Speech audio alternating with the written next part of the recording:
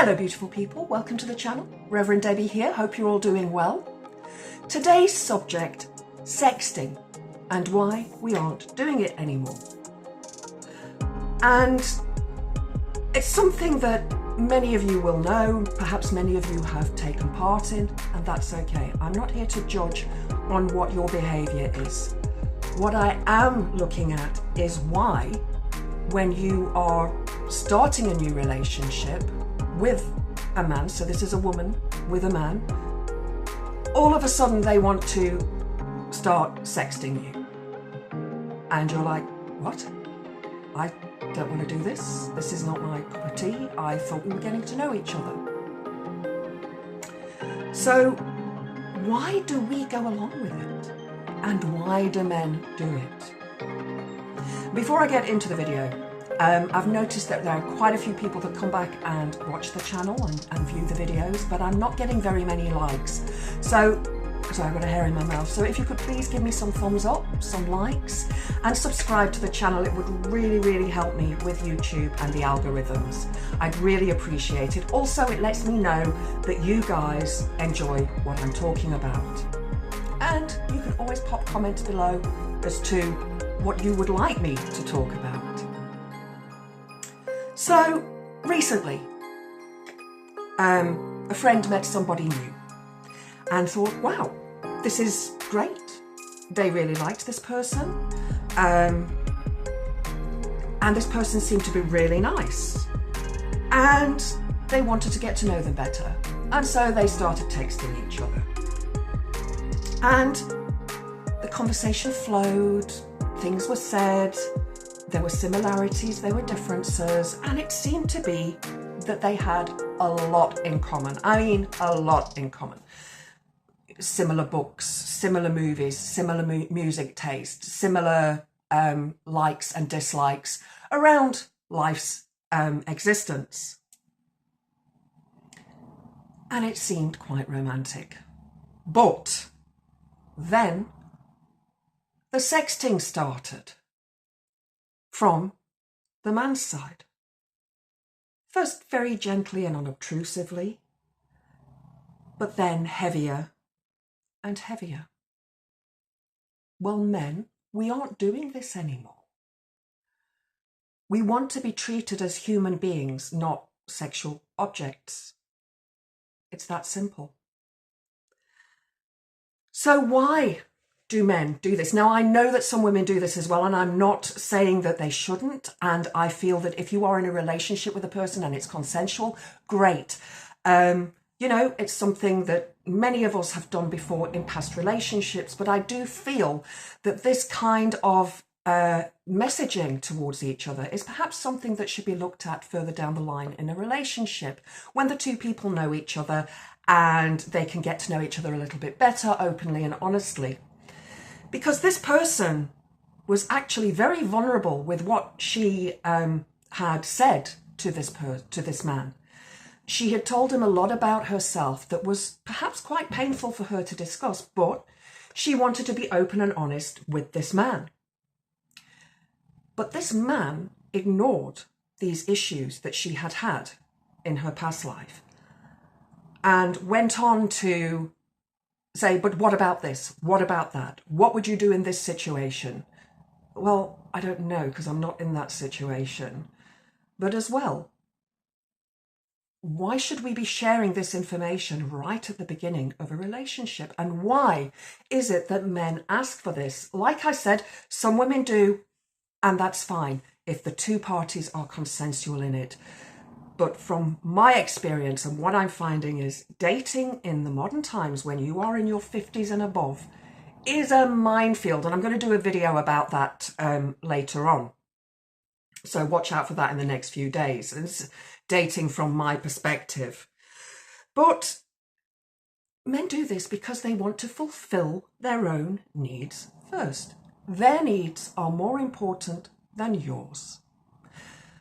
Doesn't matter if you were abused in a previous relationship, or perhaps you were raped, or something else happened to you along those lines.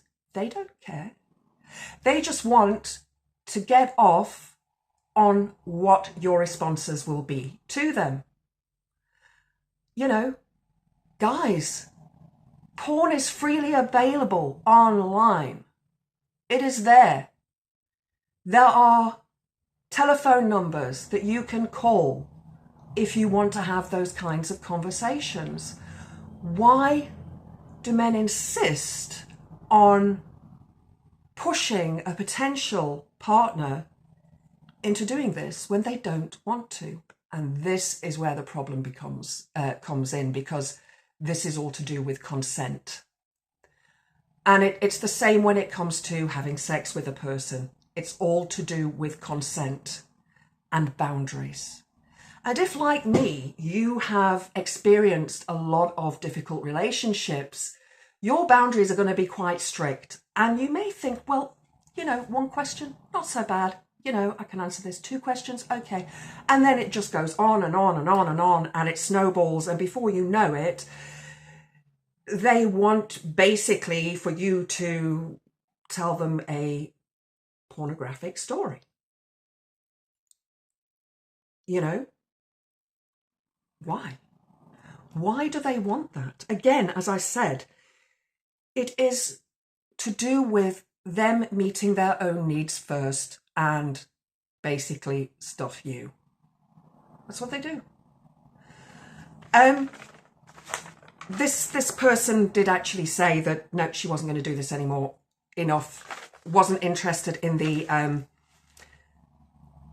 sexual inquisition and perhaps the perviness of the conversation, especially when the 2 people had only met briefly. There are plenty of websites. I'm not going to name them. You know where they are. You know what they are. That are sites where they're hookup sites. Tinder, Grindr, those sort of dating sites, where a lot of them are hookup sites where people are, okay, I'm going to meet you and we're going to go and, you know, do the deed and that's it. But what about those who are looking for an actual companionship that shouldn't be sexualized and the woman shouldn't be objectified? Because we all know as women that telling them some little things about their sexual fantasies or fetishes turns the guy on, and he will probably go and satisfy himself while texting you back. And why can't we go back to porn magazines being on the top shelf of newsagents? It is so readily available on the internet, and yet still, men want to control, want to push that narrative. Well, we're not going to take it anymore. This person didn't want to have a telephone conversation. Why? It was all through text. And I've looked at some of those texts and they are very gaslighty and very controlling and very pushy. And I just think, you know, what was this person's ulterior motive? Why didn't they want to have a telephone conversation? What were they afraid of? They pushed the narrative and of their conversation in the way that they want it to go. Again, they don't care about your needs and what you want. So if you come across this, have a think to yourself, well, is this really what I want? Is this how I want to be treated? Do I want to lower myself to this standard? In a consensual, loving relationship, not a problem. But when you hardly know the person, it is a problem. Sometimes they push for answers to questions that you don't want to answer. Don't answer them. You know, those things should be there for when you are ready to answer them further down the line in a relationship. Swinging the conversation over to sex and sexual fantasies over and over again. So you may try to bring back the conversation to, for example, the movie that you like. And they go, yeah, that's a nice movie, but then what will you do in this situation? You know, would you sleep with another woman? Would you sleep with another man? Would you do this? Would you do that? Well, you know what? Get to know me first before you ask me these questions. They often ignore you when you say you're not comfortable discussing this. And again, this is a point of boundaries and consent. If this person does not consent to talking about this and they don't feel comfortable with it, leave them alone. Don't push it. And you know what? If you don't like it, tell them, sorry, can't do this. Bye. Simple. You open yourself up. And I said this a little while ago. You open yourself up to these people, telling them your heartbreaks, your stories, your romances, past hurts, past happinesses. But they take that and use it against you and perhaps even ignore certain things. This poor lady had gone through 3 very abusive relationships in her life, and she had suffered severe abuse from one specific partner. And when she started hearing this switch back to the sexual content after she was spilling out her heart, it was like, I don't want to do this. This is not who I am. This is not how I want to be treated. And then when you do decide to tell them, look, you know,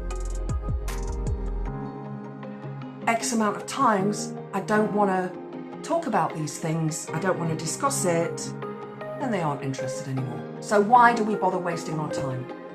And that I'm going to discuss in the next video that I do. I've already written the script, we'll come on and do some more videos this weekend.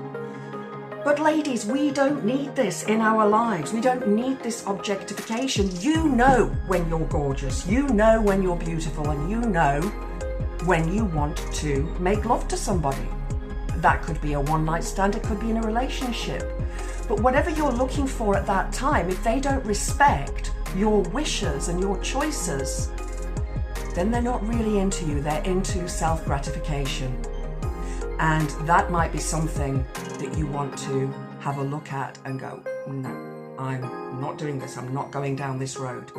Because often when you do start to tell these kind of people your vulnerable side, they will use that as a weapon against you. So, don't let them bully you.